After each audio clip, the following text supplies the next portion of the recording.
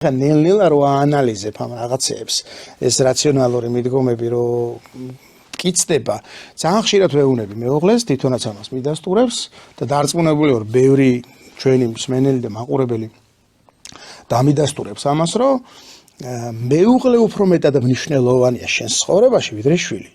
ნახეთ როგორ პარადოქსს ვამბობ. იმიტომ რომ ის შვილი ერთ დღესაც დაკრავს ფეხს და წავა, ძალიან უხეშად ჟღერს, მაგრამ ესეა და შენ და შენი მეუღლე მაინც რჩებით ერთად. როგორც მე დავკარი ფეხი და წამოვედი სურამიდან და დედა ჩემი დავტოვე მარტო. დაახლოებით ეგრეა. კი ბატონო, ესეა და შესაბამისად აი ეს შეკავშირება ერთმანეთთან. სხვადასხვა ზურამ ხეიძე ამბობს ერთ-ერთ თავის ცნობილ ლექციაში, რომ ქორწინება კლავს სიყვარულსო.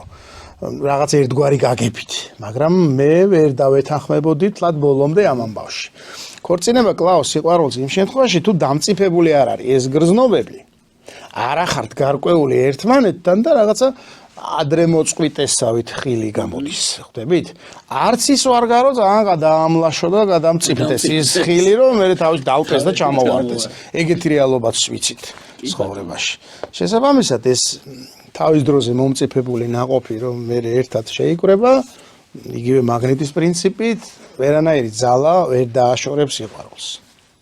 ისე რომ სხვათა შორის ძალიან დიდი მადლობა ამ სიტყვებისთვის. ეგ სიტყვები ხარ ასე თქვი, რომ მეუღლე უფრო მთავარი არისო, პირველად გავბედე თქვა ნასვამმა. მეგობრების წრეში და ერთ-ერთი ჩემი მეგობარი ძალიან მაგრად გამიბრას და იმის მერე ვერიდები ხოლმე და ეხლა გამიხარდა, არ ვიცი, მე 100%-იანი ვეთახმები. ჩემთან არ მორიდებია და უთქვამს, იმიტომ რომ მეც მაგაზრზე ვარ და ხშირად გვისაუბრია მაგაზე.